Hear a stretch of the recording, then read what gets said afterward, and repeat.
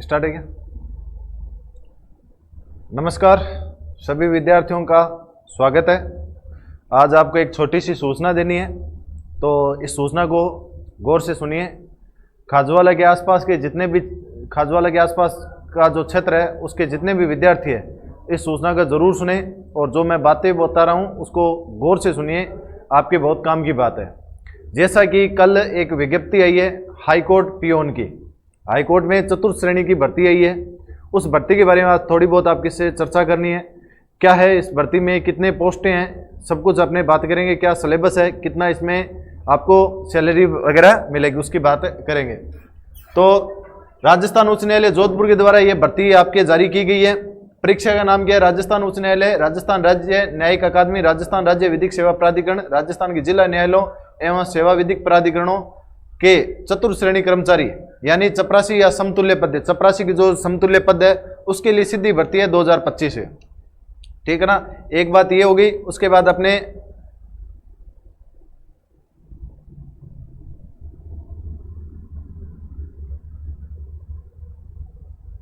क्या हुआ इसके आगे क्यों नहीं चल रहा है?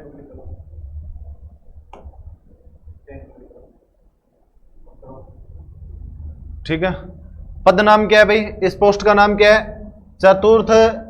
चतुर्थ श्रेणी कर्मचारी। चतुर्थ श्रेणी कर्मचारी इस पोस्ट का नाम है। इसमें आपको सैलरी कितनी मिलेगी? सबसे पहले यही आपका होता है कि वेतन कितना मिलेगा। देखो, वेतन मायने नहीं रखता इस बेरोजगारी के दौर में कितना मिलेगा। नौकरी लगना बहुत ज्यादा जरूरी है। पहले इस पोस्ट पे आप नौकरी लग जाओगे, उसके बाद आगे आने वाली जो आपको तैयारी करनी है बड़ी भर्ती के लिए वो भी आप तैयारी कर सकते हो। लेकिन वर्तमान के समय में इस बेरोजगारी में क्या होना चाहिए? व्यक्ति के पास सरकारी नौकरी होनी जरूरी है। तो वेतन को अपने को ज्यादा ध्यान में नहीं रखना, और वेतन भी अच्छा खासा है। शुरू में आपको 12,400 रुपये मिलेंगे, प्रतिमाह मिलेंगे, है ना। वो भी आपका प्रोविजनल काल में, प्रोविजनल काल 2 साल का रहेगा। उस जब तक आपको कितने मिलेंगे? 12,400 रुपये मिलेंगे। ये आपका फिक्स वेतन रहेगा। जैसे 2 साल आपका कंप्लीट हो जाएगा उसके बाद 17,700 से लेकर 56,200 तक आपका पेमेंट है वो चला जाएगा। धीरे धीरे आपकी पेमेंट है बढ़ती जाएगी, ठीक है। उसके बाद आगे बात करते हैं अपने आगे ऑनलाइन आवेदन करने की तिथि। क्या प्रक्रिया भाई? आपको ऑनलाइन आवेदन करना है, ठीक है ना। और ये ऑनलाइन के लिए कब तक, ऑनलाइन की तिथि क्या है ये ध्यान रखना। बच्चे इसमें गलती बहुत करते हैं। आवेदन करने की समय सीमा 27/6/2025 है, मतलब 27 जून से फॉर्म चालू होंगे दोपहर 1 बजे से लेके 26 जुलाई तक, लगभग 1 महीने का आपको समय दिया गया है। यानी 27 जून से लेकर 27 जुलाई तक इसके फॉर्म भरे जाएंगे। तो 27 जुलाई का इंतजार मत करना मेरे भाइयों। आप ये 27 तारीख है तो 28 जून को ही फॉर्म भर देना।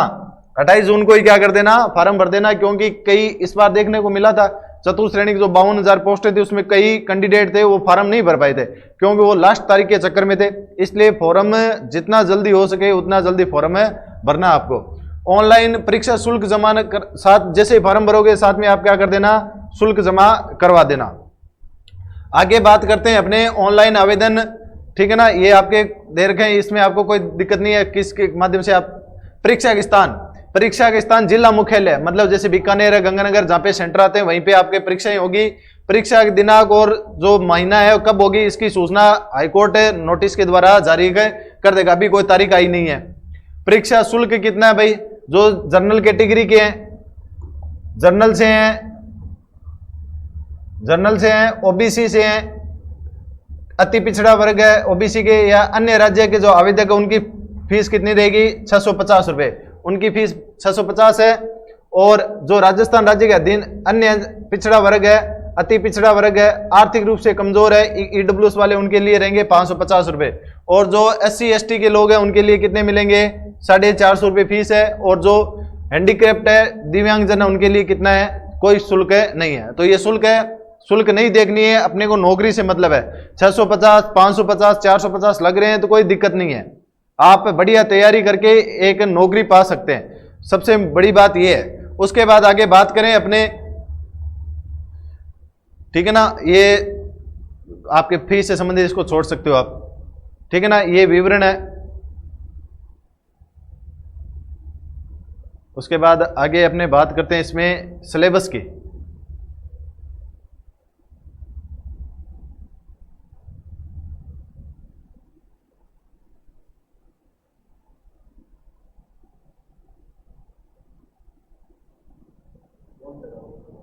ये कुछ बातें हैं जो, ठीक है ना, आरक्षण वगैरह की बातें। और आगे अपने बात करें कि इसके अंदर और क्या चीजें हैं।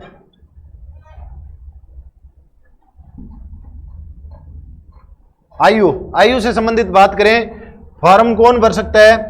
जिसकी 1 जनवरी 2026 को, मतलब 2026 तक उसकी आयु कितनी हो जानी चाहिए? 18 साल।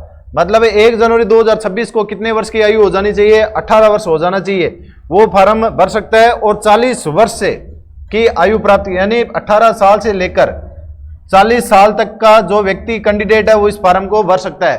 तो जिस भाई बहन ने 10वीं के बाद पढ़ाई छोड़ रखी है, तो उस भाई को या उस बहन को अब तैयारी करने में जुट जाना चाहिए और अपनी नौकरी का जो लक्ष्य है वो प्राप्त कर लेना चाहिए। बहुत अच्छी वैकेंसी है ना। इस साल अगर बात करें तो इस साल को चपरासी का साल घोषित कर दिया जाना चाहिए, क्योंकि 52,000 वो हो गई, 5200 ये हो गई, लगभग 60,000। मतलब ये साल क्या है? चपरासियों का साल है। तो चपरासी कोई नौकरी 4th ग्रेड कोई ऐसे नहीं है कि चपरासी, अरे बहुत गजब की नौकरी होती है, आराम की नौकरी होती है, कोई माथापोड़ी नहीं होती। आगे आप आने वाले भविष्य में जो तैयारी करना चाहते हो उसके लिए भी आपको समय मिल जाएगा। तो आयु ध्यान रखना, 18 साल। 1 जनवरी 2026 को 18 साल की आयु होनी चाहिए और 40 साल का व्यक्ति होना चाहिए। ठीक है। उसके बाद जो अनुसूचित जाति, SC ST के लोग हैं या अन्य पिछड़ा वर्ग के लोग हैं या आर्थिक रूप से कमजोर पुरुष अभ्यर्थियों को 5 वर्ष का, मतलब जिस व्यक्ति की 45 साल की उम्र है और वो OBC का है, EWS का है, तो उसको 5 साल की क्या दी जाएगी? छूट दी जाएगी उम्र में। महिला अभ्यर्थियों को भी 5 साल की छूट है। अनुसूचित जाति, अनुसूचित जनजाति, अन्य पिछड़ा वर्ग की महिला, जो SC ST और OBC की महिला है, उनको कितने साल की छूट है? 10 साल की छूट है। विधवा और जो तलाकशुदा महिलाएं हैं उनकी आयु में कोई छूट नहीं दी गई है। ठीक है। रिजर्विस्ट तथा रिजर्व में स्थानांतरित रक्षा सेवा कर्मी, जो एक्स सर्विसमैन है, उनको 50 वर्ष आयु दे रखी है सरकार ने। ठीक है। उसके बाद आगे बात करते हैं, जो दिव्यांगजन है उसको 5 साल का आयु में छूट है, वो भी फार्म भर सकता है अगर उसकी उम्र ज्यादा हो गई है तो। चरित्र, सेवा में अभ्यर्थी चरित्र ऐसा होना चाहिए कि नियोजन के लिए क्वालिफाई कर सके, यानी एक प्रमाण पत्र, गुड कैरेक्टर सर्टिफिकेट, जो आप यूनिवर्सिटी से, जिसने कॉलेज पास किया है वो कॉलेज से लेके आ सकता है, जिसने स्कूल पास किया है वो स्कूल से प्रधानाचार्य के मोहर लगवा के एक कैरेक्टर सर्टिफिकेट उसको प्रस्तुत करना होगा। 2 चरित्र प्रमाण पत्र, यानी 6 माह से अधिक पूर्व लिखे नहीं हो, मतलब 6 महीने से पुराने नहीं हो, ऐसे प्रमाण पत्र, चरित्र प्रमाण पत्र प्रस्तुत करने होंगे, जो उसके विश्वविद्यालय से ला सकता है, महाविद्यालय से ला सकता है, विद्यालय से संबंधित नहीं हो, मतलब वो आपको gazetted officer 1st grade lecturer से आपको बनवाने, इसमें कोई दिक्कत नहीं आएगी। उसके बाद अपने चलते हैं, ये सबसे बड़ा पॉइंट है इसमें, सिलेबस क्या रहेगा। सिलेबस क्या है भाई? सामान्य हिंदी है, जो आप 10वीं 12वीं में पढ़ते हो, बहुत सरल हिंदी है। सामान्य अंग्रेजी है। राजस्थान संस्कृति, राजस्थान की जो संस्कृति है, बोलियां, ये टॉपिक रहेगा। मतलब इतिहास नहीं है इसके अंदर, क्या नहीं है? इतिहास नहीं है, सिर्फ कला संस्कृति है। तो सामान्य हिंदी, सामान्य अंग्रेजी और राजस्थान संस्कृति बोलियां है। इसका पेपर होगा 85 अंक, यानी टोटल क्वेश्चन कितने आएंगे आपके? 85 क्वेश्चन आएंगे। 1 प्रश्न 1 नंबर का, 85 क्वेश्चन। कितने क्वेश्चन है? 85 क्वेश्चन। और कितने नंबर के? 85 नंबर। जिसमें सामान्य हिंदी मतलब वही संधि समास, ठीक है ना, पर्यायवाची, विलोम शब्द, मुहावरे, लोकोक्तियां, हिंदी वाला। सामान्य अंग्रेजी टेंस वगैरह वो हो गई। राजस्थान की संस्कृतियां, बोलियां, ये रहेगा टॉपिक। 50 क्वेश्चन तो आपके किसके हैं? 50 क्वेश्चन है हिंदी के। किसके हैं? सिर्फ हिंदी अकेली 50 नंबर है। 10 क्वेश्चन आपके किसके हैं? अंग्रेजी के। किसके हैं? अंग्रेजी के। और 25 क्वेश्चन किसके हैं? राजस्थान जीके का, मतलब कला संस्कृति का। तो 50 नंबर हिंदी का रहेगा, 10 नंबर इंग्लिश का और 25% ये आपके कला संस्कृति हो गए। सबसे बड़ा जो प्लस पॉइंट है, नेगेटिव मार्किंग नहीं है। क्या नहीं है? नकारात्मक अंकन नहीं है। तुक्के भी मार के आओगे इंग्लिश में तो 4-5 तो मर पड़ के आप करके ही आ जाओगे, अगर किस्मत अगर आपके साथ देगी, वरना, है ना। लिखित परीक्षा OMR उत्तर पत्र के माध्यम से की जाएगी।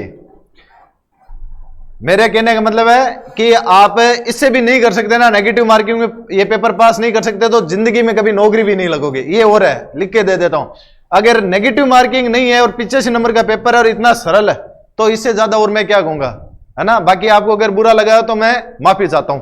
आगे बात करते हैं। बुरा लगना चाहिए, बुरा उसी को लगता है जो आगे सफलता पाने के लिए तत्पर रहता है। तो आगे अपने बात करते हैं। जो पेपर होगा वो आपका किसका होगा, ओएमआर के माध्यम से होगा।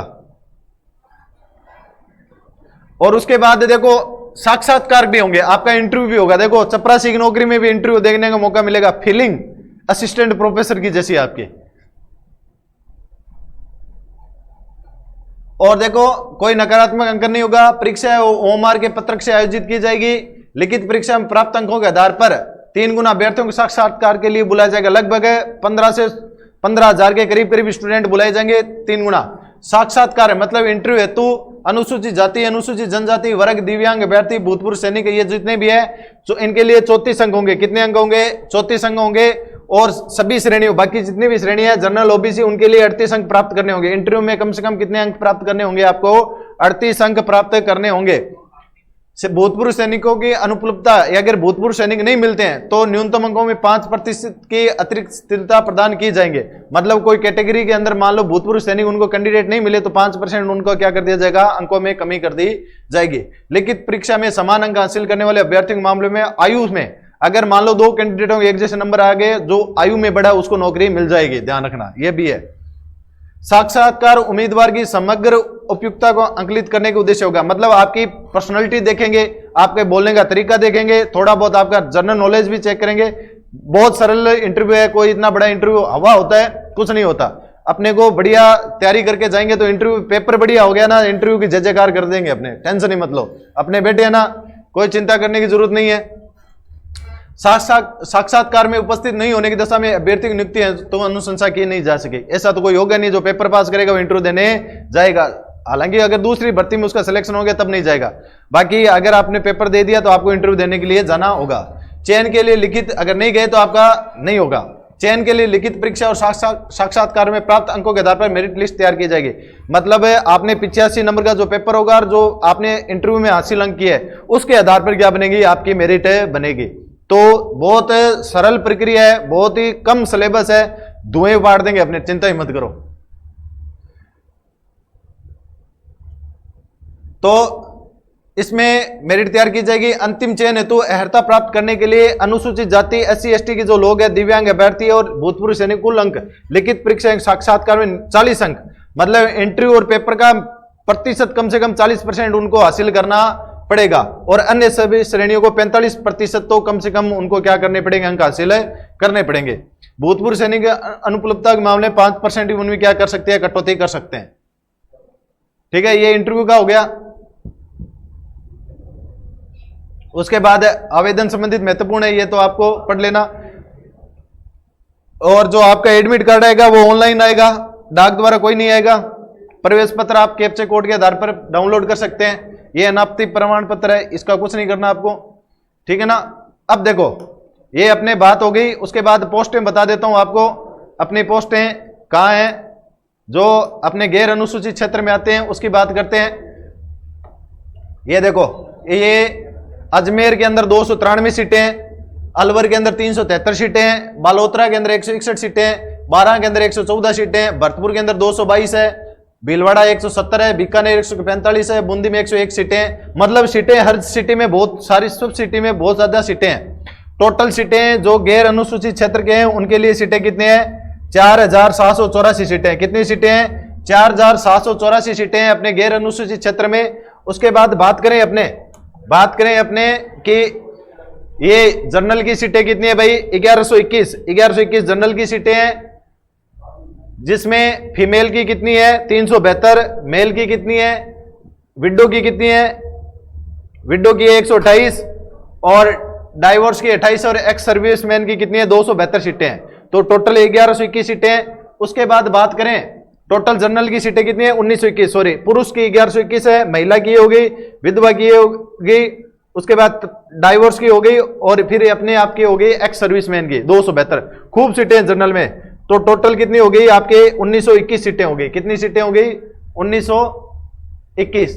उसके बाद ईडब्ल्यूएस की बात करें, ईडब्ल्यूएस में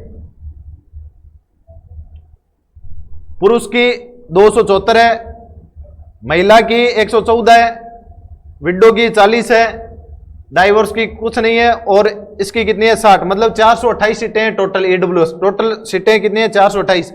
उसके बाद अगर बात करें आप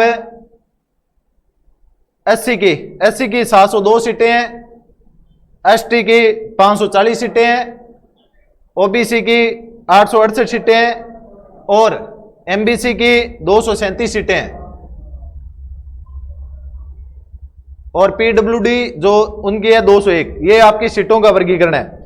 अब सुनो मेरी बात, इसमें करना क्या है, अब हम आपके लिए बहुत अच्छा काम लेके आए हैं, बहुत अच्छा मौका लेके आए हैं। अगर आप हमारे साथ जुड़ोगे तो मैं आपको गारंटी देता हूं, आपसे वादा करता हूं कि एक सीट आपकी कंफर्म आपको निकाल के देंगे। बस करना क्या है, आपको कुछ नहीं करना, आपको खाजवाला के अंदर मून होटल के पास एक कोचिंग का नाम है, उस कोचिंग का नाम क्या है, करियर पॉइंट कोचिंग। क्या नाम है, career point coaching, moon hotel के पास। कान खोल के पता सुन लेना, आपको वहां आना है, हमसे मिलना है, और आपकी एक सीट हम पक्की करके देंगे।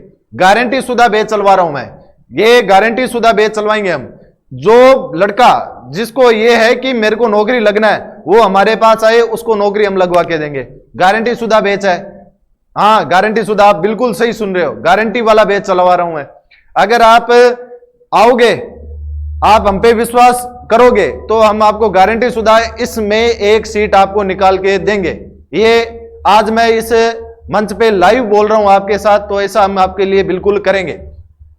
बैच प्रारंभ है हमारा सोमवार से। सोमवार से हम क्या कर रहे हैं भाई, हाईकोर्ट का बैच प्रारंभ कर रहे हैं। सोमवार से हाईकोर्ट का बैच प्रारंभ है। सोमवार से, कब से है, सोमवार से ये बैच प्रारंभ है। राजस्थान उच्च न्यायालय चतुर्थ श्रेणी की भर्ती का, जिसमें कुल पोस्टें कितनी है 5600। बाकी अपने को याद रखनी, अपनी कितनी है 4700 पोस्ट है भाई। बाकी किसके लिए, टीएसपी एरिया के लिए। योग्यता आपकी क्या मांगी है, 10वीं पास। विद्यार्थी कितनी पास होना चाहिए, 10वीं पास होना चाहिए, चाहे वो 3rd ग्रेड से है, चाहे वो 2nd ग्रेड से है, 2nd डिवीजन से है, चाहे 1st डिवीजन से है, बस 10वीं पास। जो भी विद्यार्थी जिसने पढ़ाई छोड़ दी है, वो भी अगर मेरी बात सुन रहा है, तो उसको नौकरी लगने का सुनहरा अवसर करियर पॉइंट कोचिंग दे रहा है। तो आपको सिर्फ करना यह है कि आपको करियर पॉइंट कोचिंग आना है और इसको ज्वाइन करना है। Daily test, daily notes, daily PPT, offline के साथ आपको ऑनलाइन कोर्स निःशुल्क, बहुत कुछ करेंगे आपके लिए, बछेड़ू पाड़ देंगे हम। एक सीट आपको हम दे देंगे। विषय वस्तु क्या है, हिंदी 50 नंबर की है, कला संस्कृति 50 नंबर की है, अंग्रेजी 10 नंबर की है। हिंदी आपको हमारे सर है दयाराम जी, व्याख्याता है हिंदी से, वो पढ़ाएंगे। हिंदी आपको कौन कराएंगे, दयाराम जी सर है, व्याख्याता है, वो आपको हिंदी करवाएंगे। जो इस कोचिंग के क्या है भाई, संस्थापक भी है। क्या है, संस्थापक भी है। उसके बाद सर इसमें पेन वाला कहां से आएगा,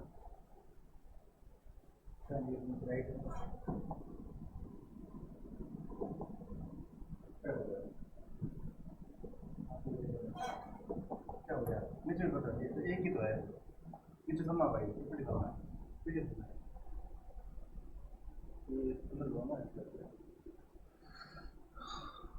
तो दयाराम जी के द्वारा हिंदी पढ़ाई जाएगी आपको 50 नंबर की हिंदी। जो अंग्रेजी है 10 नंबर की अंग्रेजी, वो सुनील जी सर है अपने, सुनील जी इंग्लिश से लगे हुए हैं, सरकारी कर्मचारी है ये भी, ये आपको इंग्लिश करवाएंगे। और राजस्थान की कला संस्कृति मेरे द्वारा आपको पढ़ाई जाएगी, ठीक है ना। अगर आपको मेरे पे, दयाराम जी पे और सुनील जी पे विश्वास है, तो इस कोचिंग में आप विश्वास के साथ जुड़ जाइए, आपको एक सीट पक्की करके देंगे। तो अगर आप इस चीज के लिए आना चाहते हैं, तो करियर पॉइंट कोचिंग नंबर आपको, फोन नंबर मिल जाएंगे, फोन नंबर पे कांटेक्ट कर सकते हो।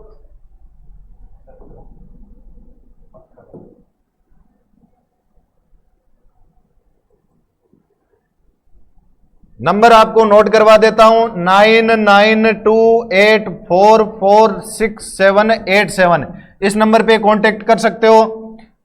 दूसरा नंबर है 8852062220, ये मेरा नंबर, इस पे भी आप कर सकते हो कांटेक्ट।